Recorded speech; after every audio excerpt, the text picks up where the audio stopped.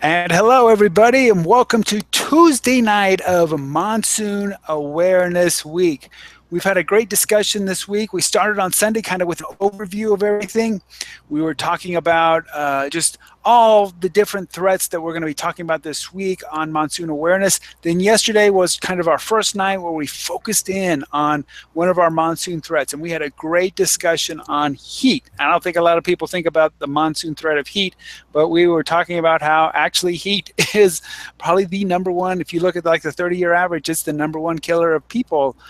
So it was a very significant kind of monsoon threat. We went over some safety tips and gave people some ideas on what to do, and just kind of really had a great discussion of what heat can do and the different kind of sets of populations, whether it's elderly, pets, children, that can be affected by the heat. I know that several areas are actually this weekend going to have some very, very hot weather. So I thought it was very timely. You know, Phoenix and Tucson, the El Paso area are all looking for very hot temperatures to the point that they will be a health concern. But tonight, we are on to day 2 of our Monsoon Awareness Week, and we will be talking about downburst winds. If you don't know what those are, don't worry. We will be giving you a quick definition of what they are. We're going to hopefully show you some videos of what they look like, and just kind of go over some of the threats related to downburst winds and some of what you can do to protect yourself and be on the alert for downburst winds. But before we get started, again, I want to introduce myself. My name is Tim Bryce. I am a forecaster with the National Weather Service in El Paso, Texas. And joining me on the call tonight, we actually have a guest who is not Weather Service related, so that's always exciting. Let me bring it up here. But we have Kerry Jones, who's the Warning Coordination Meteorologist at Albuquerque, and with him is Richard Clark, who is the Bernalillo County Emergency Manager. How are you guys doing tonight? Great. Doing good. Yeah, thanks, Tim, for having us. It's been a busy day here. We had a press conference this morning, and then Richard and I were at the county commissioner meeting just an hour ago. So lots of monsoon awareness talk. Yeah, but I heard, did you guys get an award or something?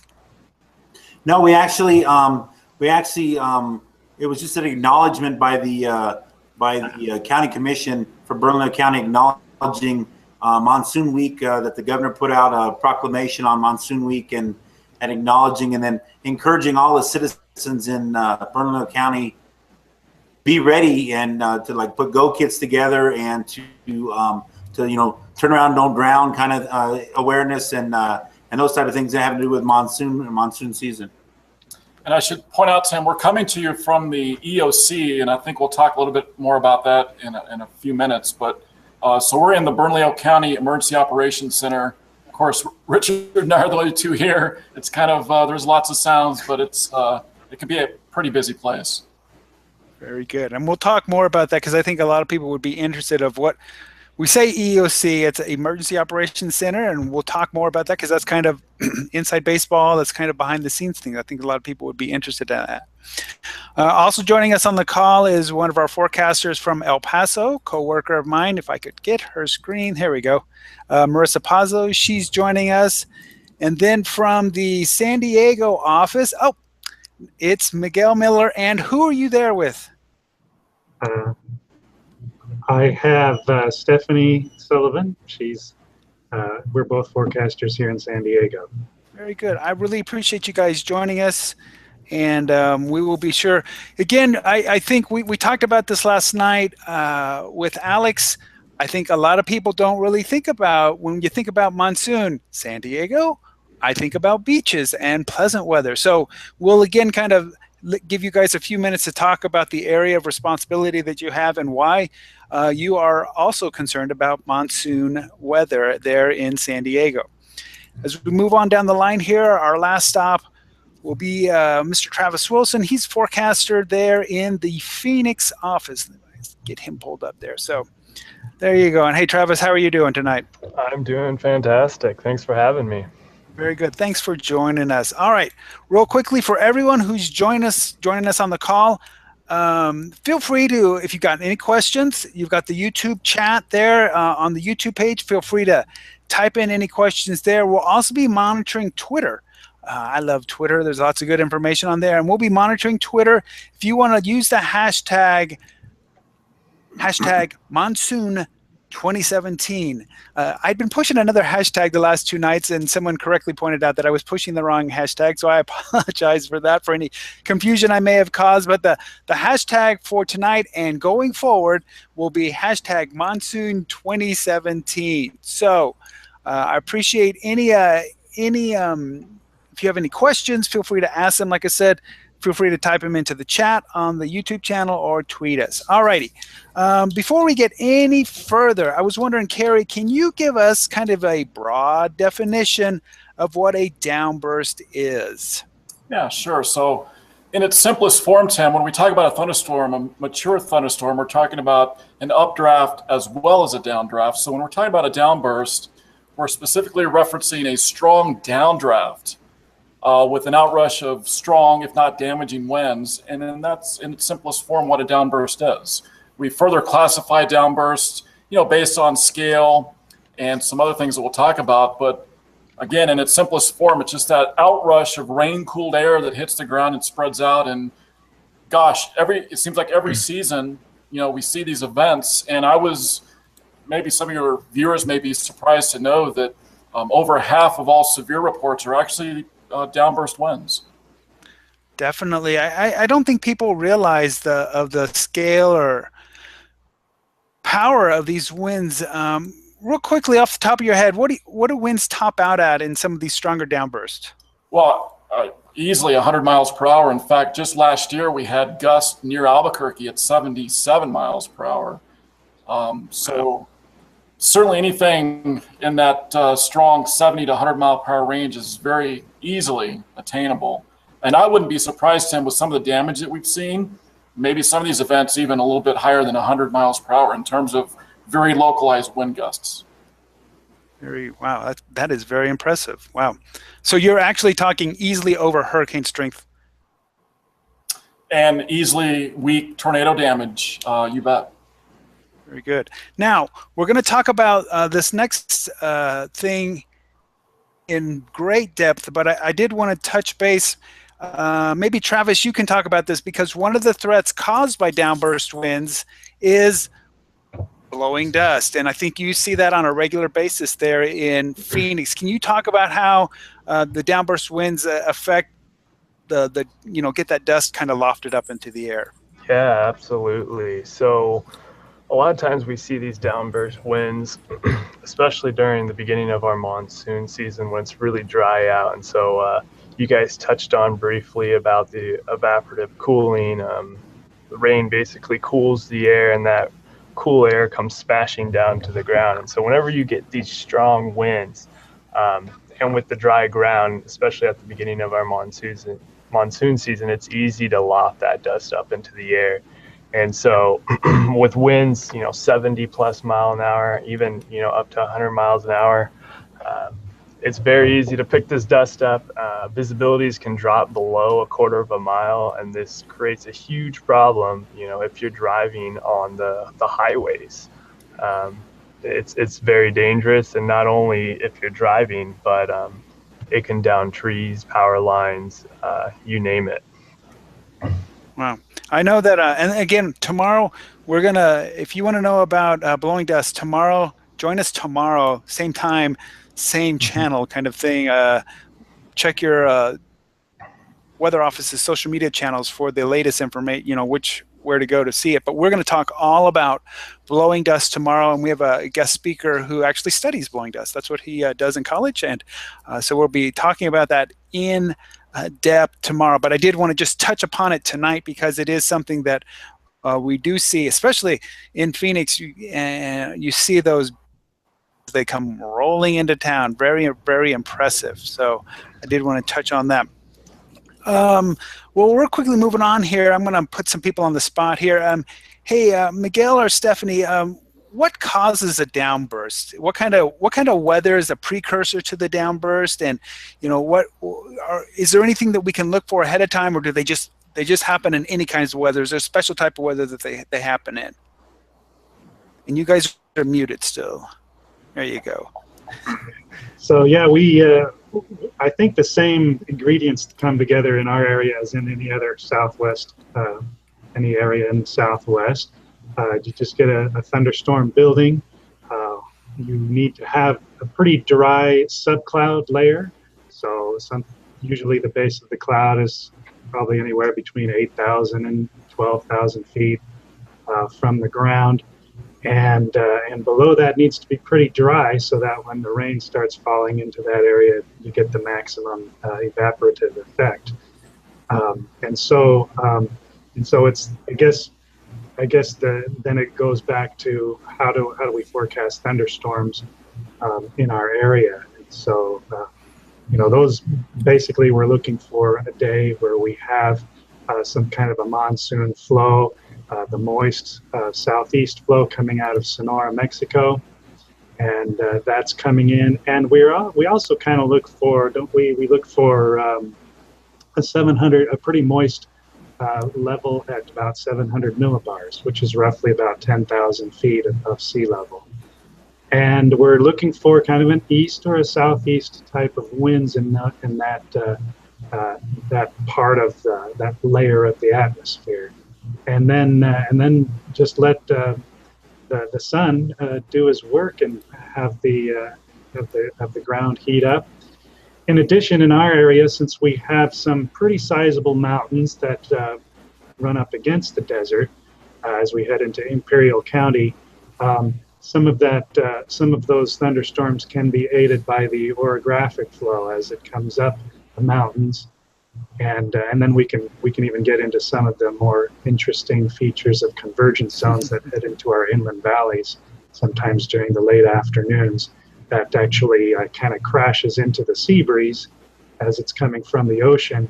So we get kind of almost a literal battlefront of winds that collide and help to trigger some thunderstorms in our inland valleys. So that's probably more than you wanted to know, but yeah. So basically, we get the thunderstorm. If we get a dry subcloud layer, below 10,000 feet, relatively dry, then we've got a pretty good threat of some downburst winds. Very good. And real quickly before we jump off of you guys, Ms. Mercer, can you find your CWA map and throw that up there real quick? Talk about the area of coverage that you guys have, again, because I think a lot of people think of San Diego. It is nice and sunny on the beach. So I'm going to throw a map up here and kind of discuss the area of responsibility that you guys have and why you do have part of your area that gets this monsoonal effect.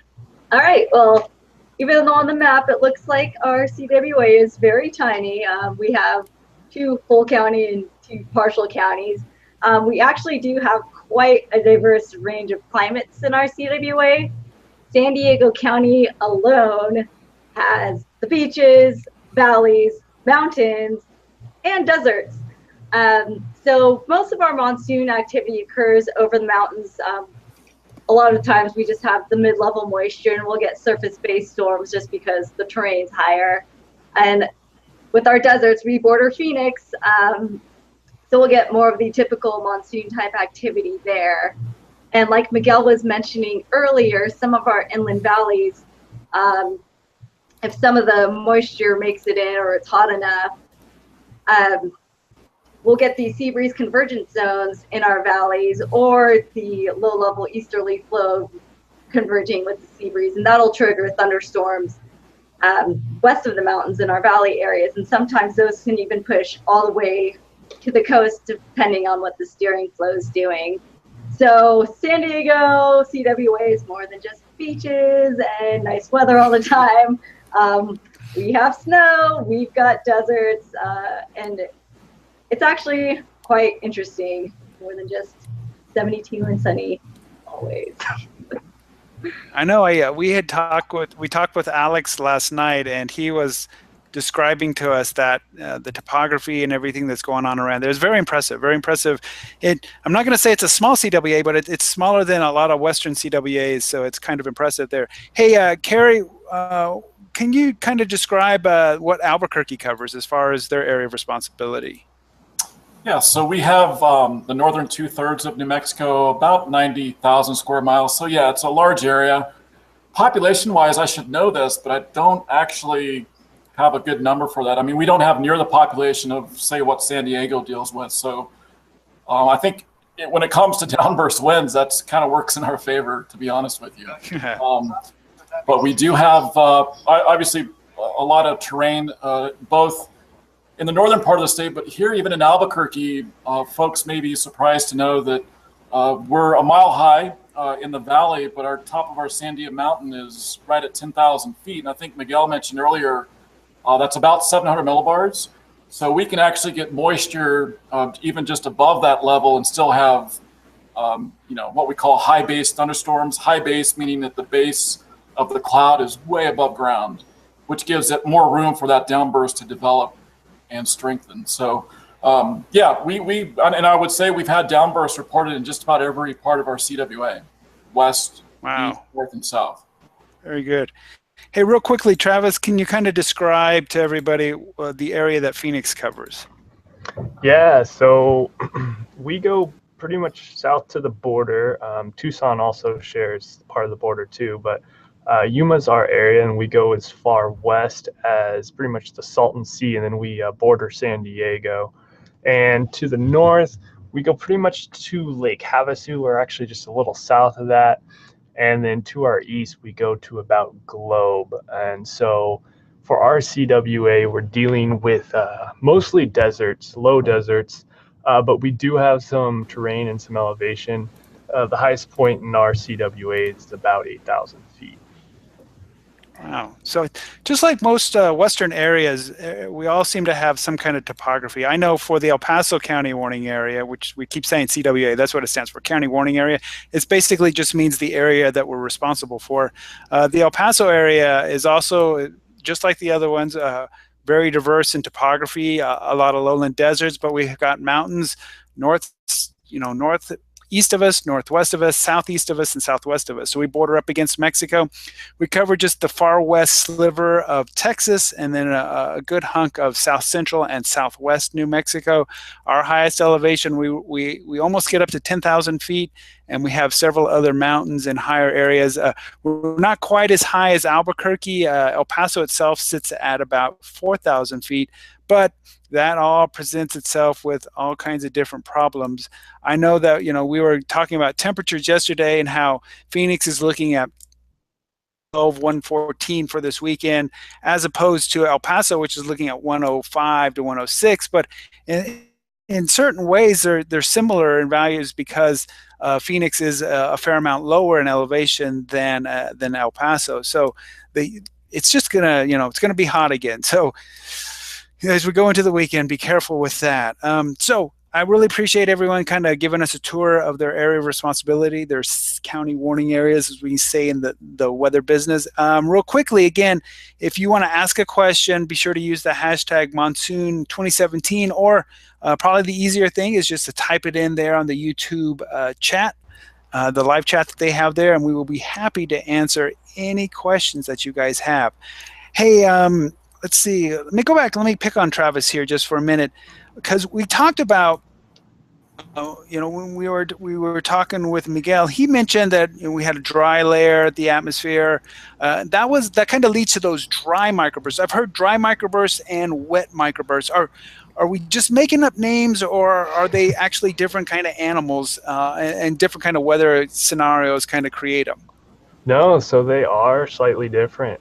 So the dry microbursts, the primary catalyst, the thing that fuels the winds is the evaporative cooling. So yesterday we talked about a little bit about evaporative swamp coolers. Those work really well when the air is dry, because a lot of water can evaporate and cool it substantially. And when it's moist, it doesn't work as well, right?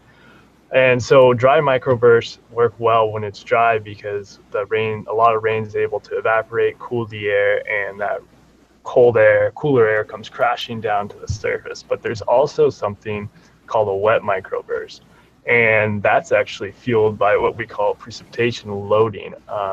So when rain falls, or if it's higher up in the atmosphere, let's say it's hail or hail and rain mix, that actually pulls the air with it down to the ground. So just as if a car speeds by you, you feel a gush of wind, right?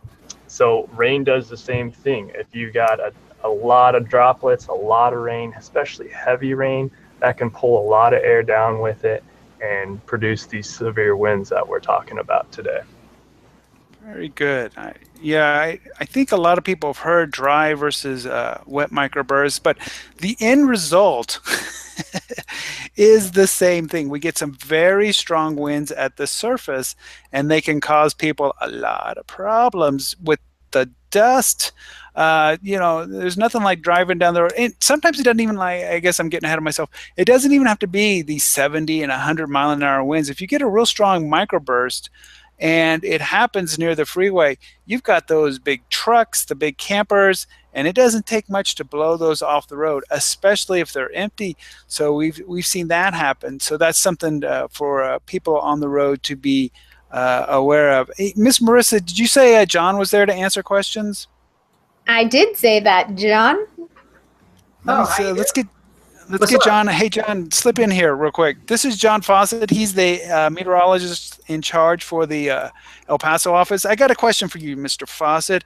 Yes, I just mentioned microburst, but I think people have heard macroburst, microburst.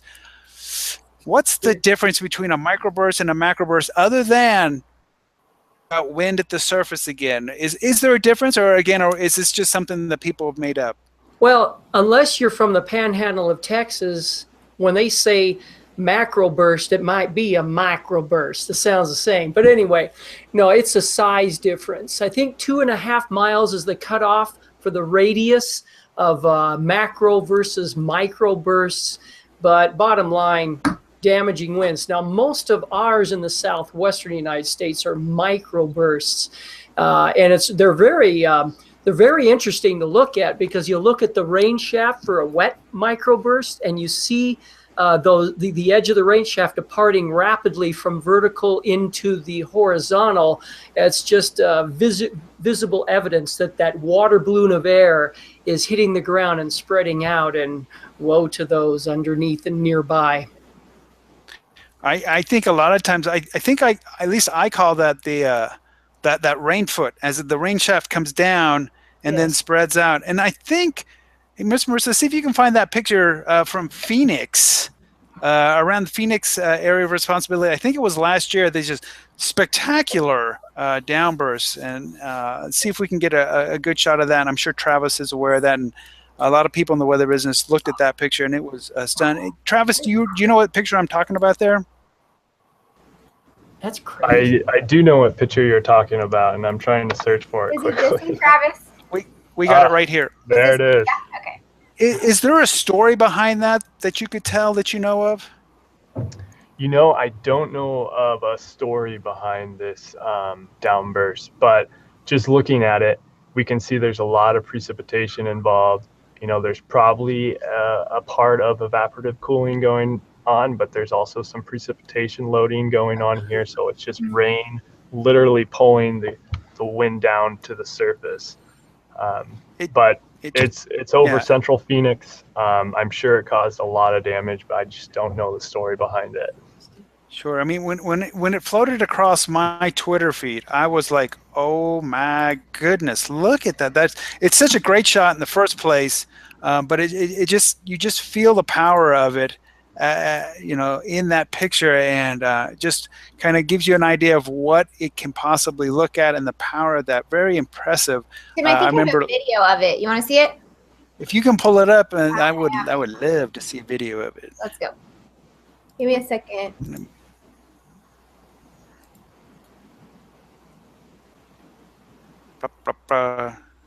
There, I saw it there. So yeah, you can see how it's similar there. It's amazing how it just straight up and down, and then when you get right at the bottom, it starts to kind of spread out, and that's where that wind is.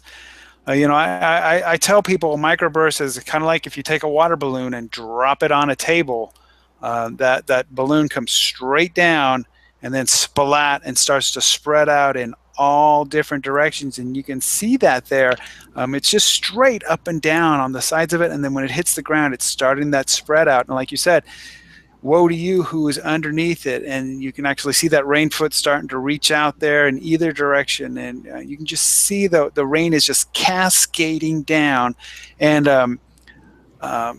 like Travis mentioned, it's that air is just being pulled down by the weight of all of those raindrops. And it's just bringing that wind straight down. Very impressive. Very impressive. That's a good find there. Thank you for tracking that down for us.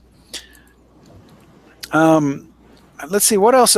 So a lot of times one of the things that's a challenge for us in the Southwest during the summer is these thunderstorms. They seemingly pop up randomly, and to a degree they are. It's very difficult to forecast exactly where they're going to pop up all during the summer, these air mass thunderstorms.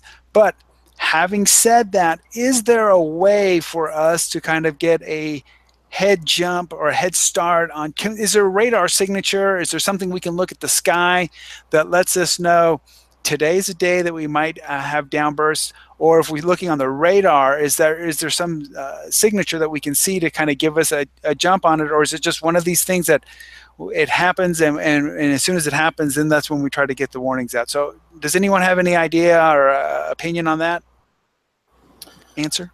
Well, Tim, I mean, I'll kind of take a stab at it, but of course, John was talking about the microbursts, often 2 to 5 minutes in duration. So, radar scans every 4 to 5 minutes, these can occur between the radar scans, but there is what we call a mark signature, which I believe, and John's going to laugh at me, but that's okay.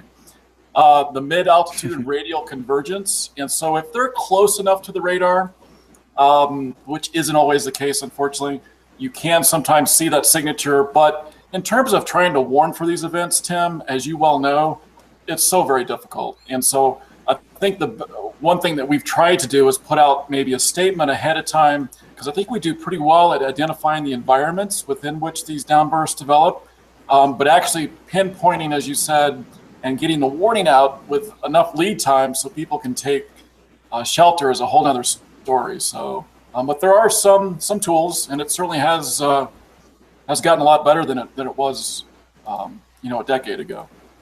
Right. Now you mentioned the mark signature, which is something that shows up on radar, and I don't want to get too much in the weeds, but having said that, I'm going to wander even further into the weeds here. And one of the things that we look for on a day when we have thunderstorms is called CAPE, and that's convective available potential energy, and that just kind of gives us if the atmosphere is ripe for thunderstorm development.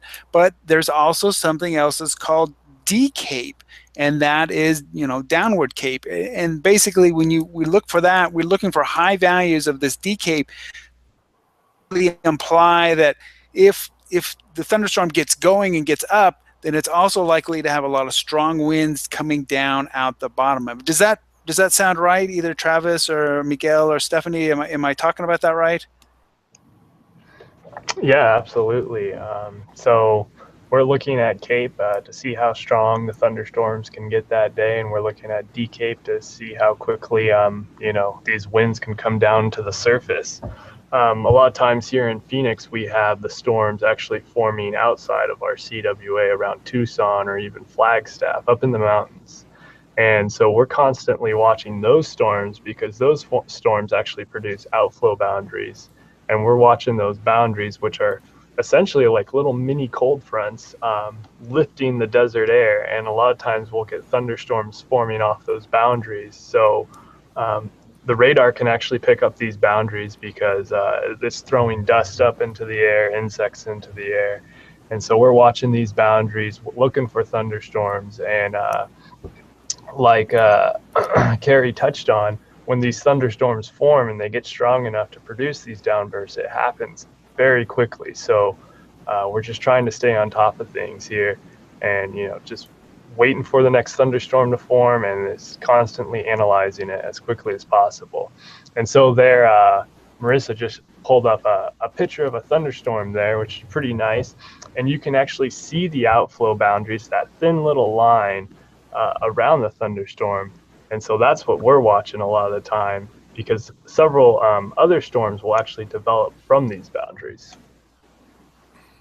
And I know that, same thing in El Paso. A lot of times what, thunderstorms, like we've mentioned several times, kind of form first up on the topography. And that's just basically because of the differential heating of the ground versus the cooler air in the mountains. So you get thunderstorms, you'll see them pop up first over the mountains all the time. And then they work their way off the mountains, and then that rush of air, which doesn't necessarily, we're not talking like a microburst where it's 70 or 100 miles an hour. A lot of times these outflow winds 30 miles an hour or so, but like Travis said, it acts like a cold front, a mini cold front, and it starts to push up the air out in front of it, and guess what? It fires up another round of thunderstorms. And I know in El Paso, what happens is that we have mountains, basically the four corners around El Paso, and it's not uncommon we'll see thunderstorms pop up on all four corners, and then they kind of slowly work into the middle and basically surrounding us. And finally, El Paso and Las Cruces are closed in later in the evening.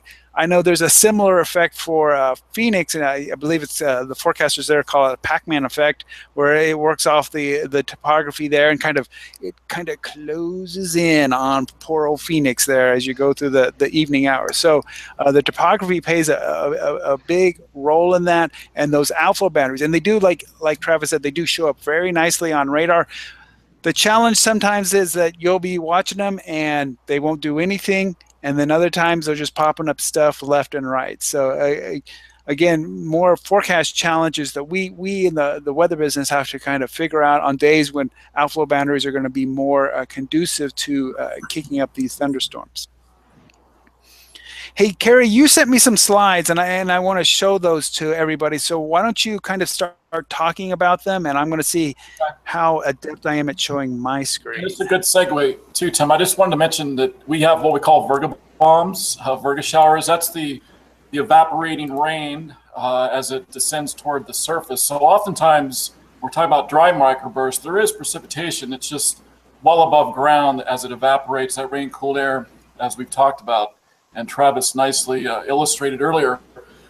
So in some cases, especially here in Albuquerque, some of our most beautiful sunsets this time of year, especially in June, are actually virga, virga showers. And we can get pretty intense winds from virga. And so we're not really even talking about a thunderstorm. We're simply talking about that rain, cool air hitting the ground. So I did want to mention that. And I don't know, there's another image that we had from last year, Tim. I think it's on the next slide, where you're talking about rain foot, but the image I actually took of this, our office there, that photo on the right. And that's virga, there's a rainbow to your right, but if you look to your left, you'll see a plume of dust. And that's a little dust foot getting kicked up by that virga, evaporating rain.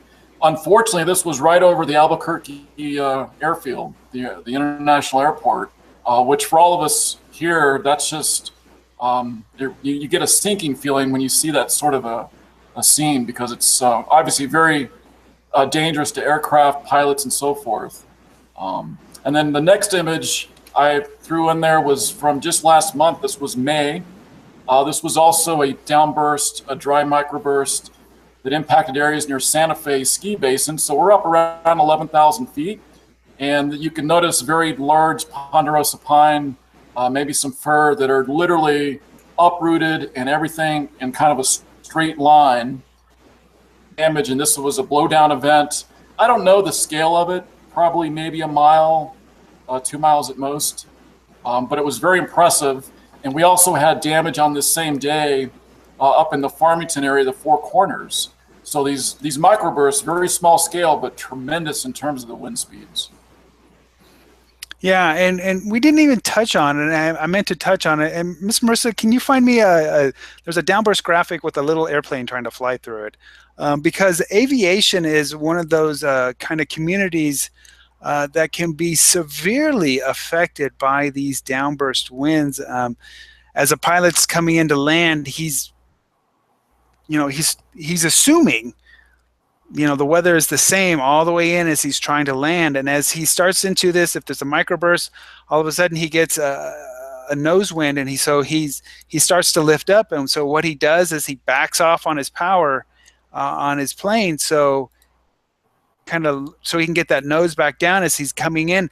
And then all of a sudden, as he moves through, he gets to the center part of the rain shaft, and then to the backside of it, he's backed off on his power, and then all of a sudden he's got a tailwind, and that's the worst thing in the world to happen when you've backed off on your power, and it actually will force those planes, forces them down into the ground.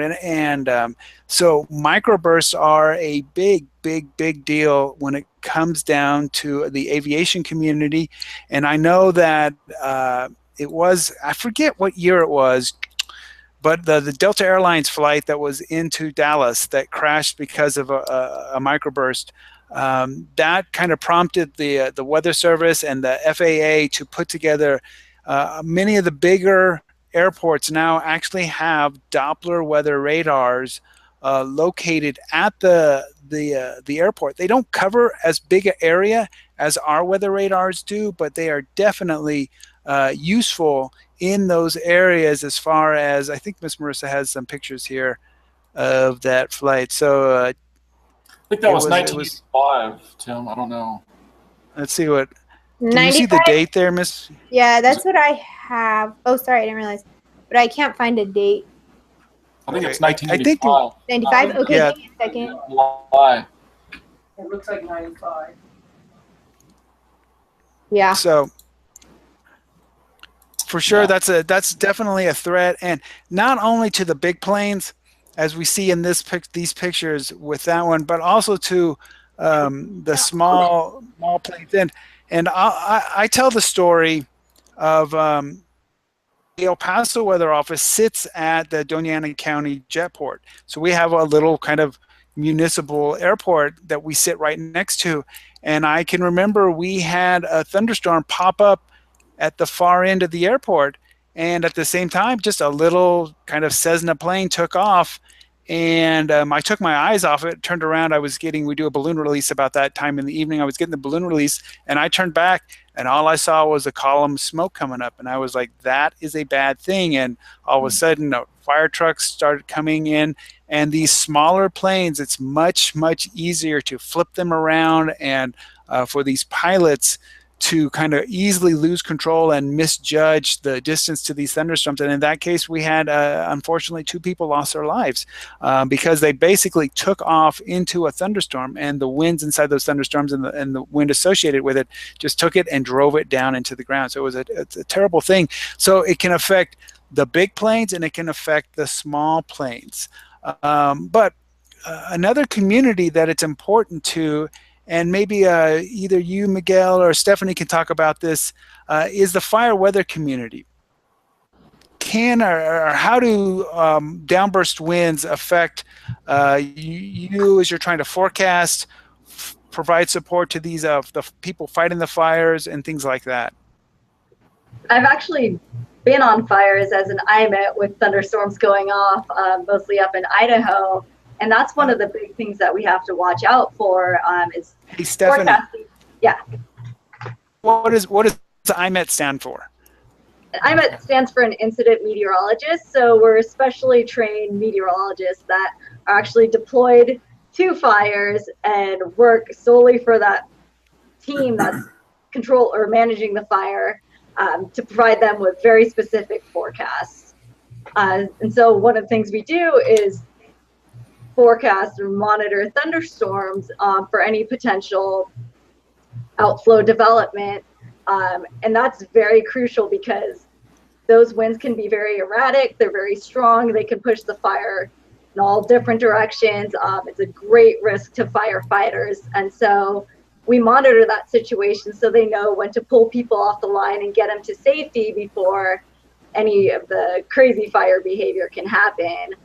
Another big thing that we deal with in Southern California and even up in the Sierras is elevated convection or elevated thunderstorms, which are very high-based thunderstorms with very little precipitation. And so with that, you can get a lot of lightning strikes with very little rain or no rain at all. And those lightning strikes can cause numerous fires. I believe it was August 2008 or so in the Sierras when they had thousands of fire starts in one day, and those fires went on to last months. So thunderstorms are very, very critical for fire weather. Yeah, and and as you were talking, there is something that occurred to me is that Carrie showed that picture a minute ago of the blowdowns of the trees. Initially these microbursts may happen out in a forest area. They may blow down hundreds and hundreds of trees. It doesn't affect anybody, but eventually those trees start to dry out, and then they become fuel for future fires. And I've also heard stories about how you'll have a smoldering fire, and then the winds, either the winds that we get kind of as across the area as a big wind event, or maybe even a minor wind event, or a smaller scale wind event from like a microburst or an outflow boundary, can be what flares up one of these fires that had been laying down or smoldering along. So like you said, being an IMET, and most weather offices have an incident meteorologist, and like Stephanie was saying, they're critical. Once a fire reaches a certain size, it starts to actually create its own weather. It's imperative for the fire boss and the people working the fire lines that they are on site, that we have a meteorologist on site providing them weather specifically. That's all the IMET does, is forecast for that fire, because sometimes these fires, you're talking 100,000 acres. There's areas, there's topography. As we have already mentioned, topography plays a big part in the weather. And just imagine you got heat rising off of this fire. You've got mountains. You've got sometimes hundreds, if not thousands, of people in and around this fire. And as we saw with the Yarnell fire over there in southern Arizona, you get wind at the wrong time in the wrong place, and unfortunately, it can become very, very hazardous to the people who are trying to fight those fires. So again, the incident meteorologists of the Weather Service do a great great job of trying to protect. They're right there at the fire trying to protect everybody involved with fighting that fire. It's a great job. So real quickly, again, we've been talking almost 40 minutes here on downburst winds, and it's a great conversation. But I did want to open things up. If anybody has any questions who's watching, feel free to type a question in on the YouTube chat, or use the hashtag Monsoon2017, and we will be more than happy to answer your question. So please ask if you have any questions. All right, I got a question here. Who's it? Yesterday when we were talking about heat, we specifically hit on pets, kids, and the elderly are the populations that are most at risk from heat. When it comes to these downburst winds, and I'll let whoever wants to answer this can hop right in here. Who is at the most risk from these downburst winds? Is population specific, or are all of us at risk from these? Talk about the tents. I might let Richard jump in there, Tim, if that's all right, because of outdoor venues, outdoor events. Oh yeah. And as I mentioned before, and so did you, is that as an emergency manager, we worry about different events that happen in our communities throughout the year, and that's why we have a great relationship with our local weather office, because we look at things like that as what's the weather and how does that affect, because as we know nowadays, people put up these small canopies and so forth and don't tie them down, and they have, like, recently, last couple of weeks ago, we had a wine fest at where we actually have our balloon fiesta, and they actually had a wind event come through there and blew tents and awnings all across the field, and that imposes dangers to the participants and everybody that's there under the tents, and get hit with flying debris and so forth. And so that's one of the things that we worry about, is trying to keep abreast of some of these events and keeping them informed on what weather might occur and when it's coming. Just like several years ago, they had that large concert back east where they were waiting and didn't make the right call at the right time, and when that weather event came in, it took that whole stage down and ended up killing some people. And so that's what we really worry about in the emergency management community, is keeping that relationship with that weather office to make sure that we can let those event organizers know what the weather situation might be. Yeah, I believe the reference incident you're referring to is the Indiana State Fair, and that's one of those things where they had a severe thunderstorm warning out for the thunderstorm, but the outflow winds actually moved out well ahead of the thunderstorm. And like you said, they had a large venue set up with a nice stage, and they were not able to evacuate all the people who were right up against that stage. And as those winds came in, it pulled the stage. And we've seen those stages. They are sometimes, 5, 6 stories high, and it pulled all of that metal and stuff down on these people. So it was a very sad situation that did happen there. But before we let you go, I did want, Richard, I talk about the EOC, the Emergency Operations Center, where you guys are located, and kind of describe your role. What is your job as an emergency manager? Well, and most communities have emergency managers, and our home where we operate out of mostly is the Emergency Operations Center, and that's where Carrie and I are now. And this is where we monitor, especially weather events and other type of disasters, maybe wildfires or whatever may happen. And in this thing is that this is where we have our emergency support functions, and a lot of our different organizations come in here, and we have a seat available here for the weather service as well, because like you mentioned, in wildfires and other type of events, wildfires create their own weather. And so it helps us to, in our Emergency Operations Center, organize and figure out what type of supplies and what we need to do to support the incident commander on the field, fighting that fire or putting out, or snow plowing or whatever it may be. And so, in the case of, monsoon season, we're going to be here supporting, say the swiftwater rescue teams and so forth, when they're having to pull people out of ditches because they're in their plane or not knowing that these flash floods may come down the line, or else, supporting as far as monitoring those events that may occur that we don't know that the weather might be coming in. So is there, people might kind of wonder, you mentioned it, so is there somebody in the EOC 24 hours a day, or do you kind of staff it based on when events start to reach a certain level? How does that work? We have an activation level, and typically I'm on call 24 hours a day, and I man the phone, and Carrie can attest to it. A couple weeks ago we had a couple outdoor events happening, and so I'm calling him saying, okay, I'm looking at the clouds. What do you think? What are we looking at? And so I can coordinate with the local event vendors. But most of the time, with the EOC is what we call a kind of a warm status or a cold status, where it's not actually the seats aren't filled and the lights aren't really turned on. And then if as events happen, as we reach different levels where we're getting more resources in and we're having to activate different types of units, and the incident commander is actually calling for more resources, that's when we stand up that Emergency Operations Center so that we can support those operations in the field. Oh, very good. So on a typical, let's say, event, when it reaches a certain level, how many people are in the EOC?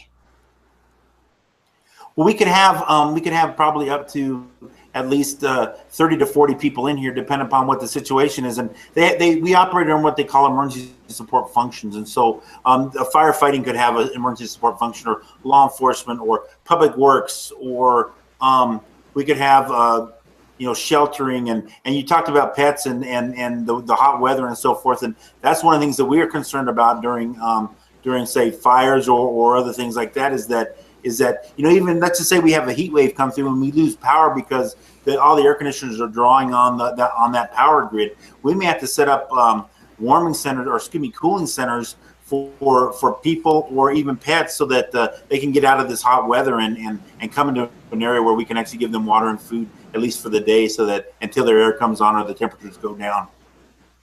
Wow, fascinating. Very good. So I'm glad that you guys are there to kind of coordinate all of those agencies.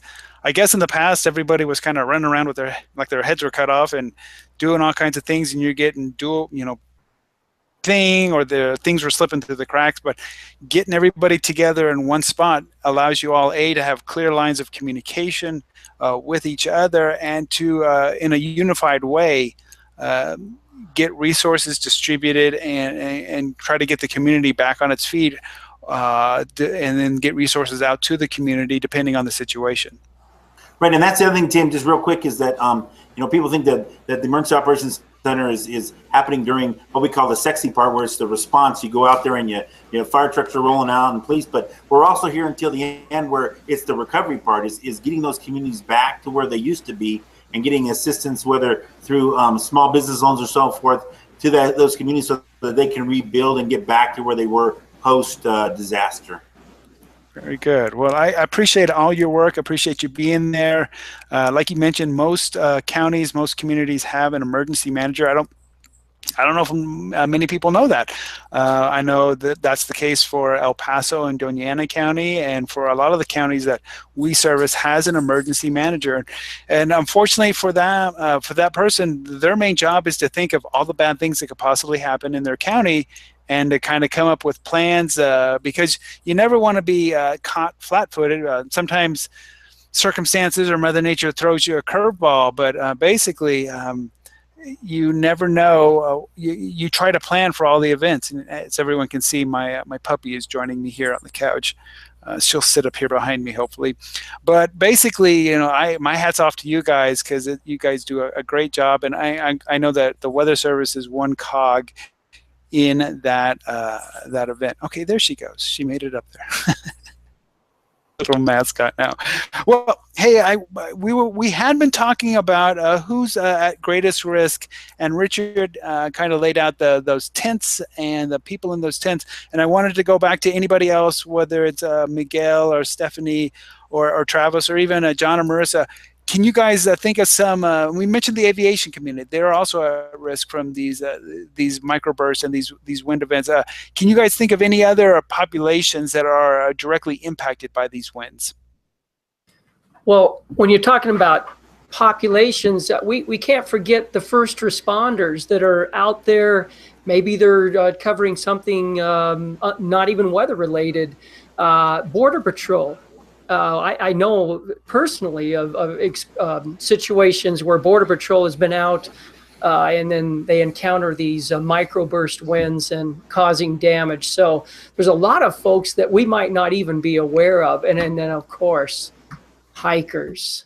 Folks that are out there enjoying nature, and maybe they're not quite aware of what the weather forecast is. And, you hear about that every now and then, damage and occurring in campgrounds and places like that. So those are some other populations that you might not think of readily. And then finally, it was sort of alluded to, but well, let's just pick yesterday, for example. The next office to the east of us is the Midland office, and they had severe thunderstorms producing 60 to 70 mile per hour winds, causing a lot of damage. But the emergency operations of the National Weather Service was able to coordinate with the local minor league baseball team and make sure that game was canceled and people were evacuated and no one was hurt. So there's another very vulnerable population, is outdoor sporting events. Very good. Stephanie, Travis, Miguel, did you guys have any ideas or any other thoughts there? I might add that the older parts of Phoenix, the infrastructure is not as well built as the newer locations. And with the older parts, we have above ground power lines, and that's a big issue when we get these downburst winds. So if you think of people at risk, those power lines go down. Of course, you don't want to be anywhere near them. But a secondary effect of that is, even if we have these winds and have some rain, it might cool down into the 90s, if we're lucky. And so then you have a secondary effect of having no cooling. And so then it turns into a heat issue. But I would definitely say, the older locations in Phoenix where things are just not built as well, or they're not built as sturdy, or we get areas where there's just a lot of trailers. Just areas that are more susceptible to wind damage, for sure. Yeah, I think we've all seen the pictures of when tornadoes track across a community. It always seems like the tornadoes pick on the mobile home parks and things like that. Look, like Carrie mentioned earlier, you're talking low-end tornado wind speeds here. So guess what? It's gonna, if you don't have a tie down on your mobile home, it's gonna roll that mobile home. And I've seen so many videos that a mobile home's a big thing, but once you roll it on its side, believe me, it is not made to be on its side, and it very quickly disintegrates and falls apart. So if you and I know in the Southwest there's a lot of snowbirds who come down here, and they may live in RVs, or they may live in these mobile homes and in these parks. If you're not tied down and these 100-mile-an-hour winds come along, it's going to roll your mobile home, your RV, and it's going to do a fair amount of damage. The RV, and if you happen to be inside of it, I hate to think what's going to happen. So always be sure that either your RV or your mobile home is properly secured, tied down, or that you know where you can get to that would be safe during a thunderstorm event. Miguel or Stephanie, did you guys have anything to add to the at-risk population? Well, I think it's already been mentioned, but obviously travelers going down freeways and things, especially high-profile trucks and things like that. Sometimes that people might think that they're okay because the sun has gone down and everything, but sometimes you can have a pretty big thunderstorm complex in northern Baja or around Mexicali or something, and I'm sure Travis can attest to this, and it can put out some really strong outflow that just has no barrier, no problem, moving right up through the Imperial Valley and into the deserts of our forecast area in the Coachella Valley. And so we've got pretty sizable population in those two counties, the Coachella Valley and Riverside County, and also in Imperial County. And so there's that issue there. Also, like we've mentioned before too, there's some outdoor events. Luckily, though, they smartly schedule them not in the late summer for the deserts, but for example, the Coachella Music Festival happens in April, and the Stagecoach Festival, they're huge and they're growing, and we're talking about hundreds of thousands of people that attend these things. But yeah, like I say, luckily they smartly have them in the spring, but that doesn't stop the onshore winds that can come that aren't related to thunderstorms, but that's another story. But anyway, so yeah, so anybody who's out there, hikers in the mountains and things like that, but usually in the desert, we don't have too many outdoor enthusiasts that are enthusiastic about 115 and humid degrees. That you took the one I was going to use was the downburst winds associated with travelers on the highways. I know in El Paso we have in the Paso's area of responsibility we have Interstate 10 that actually, of course, it runs through Tucson, Phoenix, and all the way out there to Los Angeles. But it's a east-west running interstate.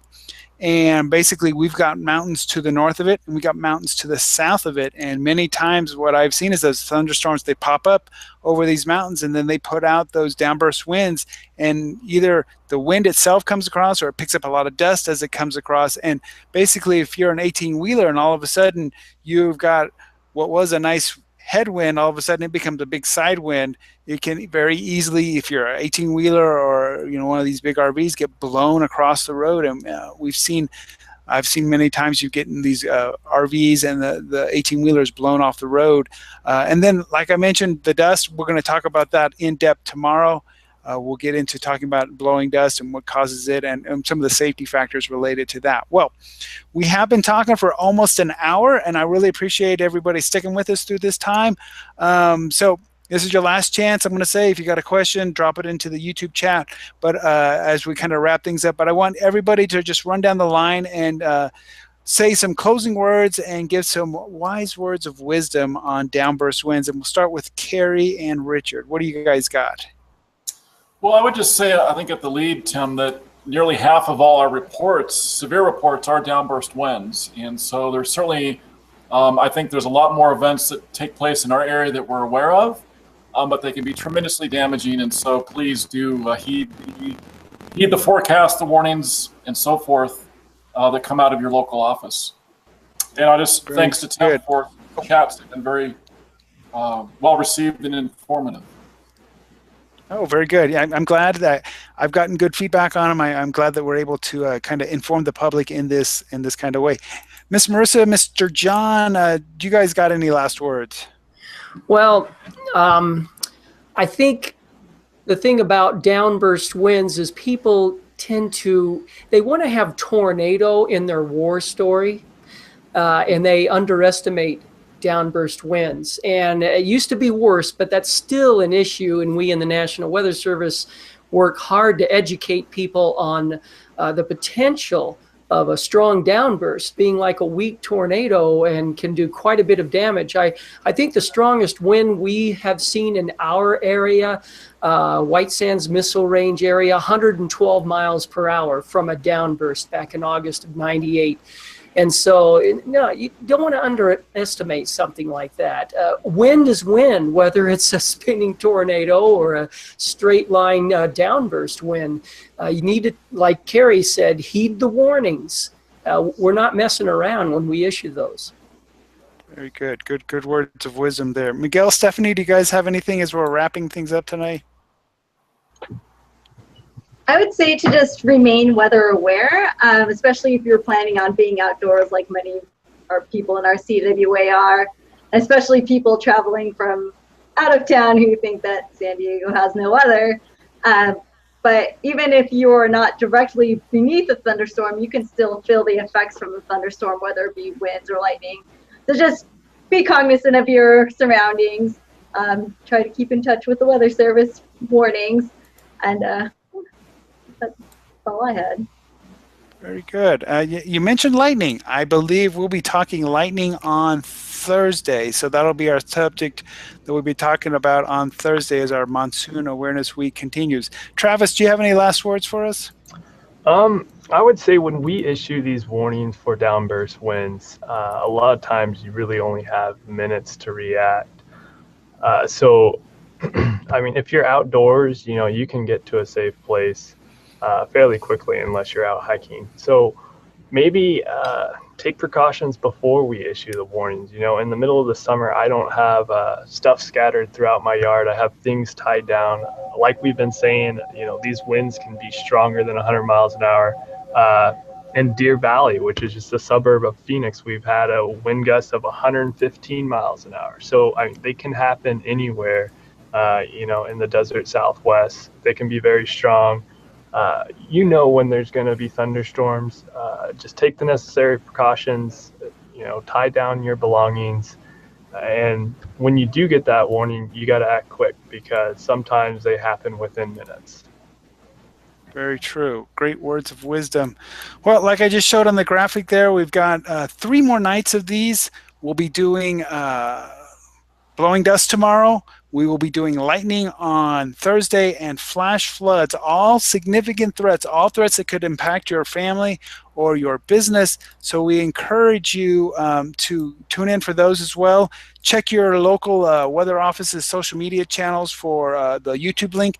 And we'll be looking forward to discussing those monsoon threats. I want to thank everybody again who joined me. We had Carrie Jones from the Albuquerque office and Richard Clark, who is the Bernalillo County Emergency Manager, Miss Marissa Pazos and John Fawcett from the El Paso office.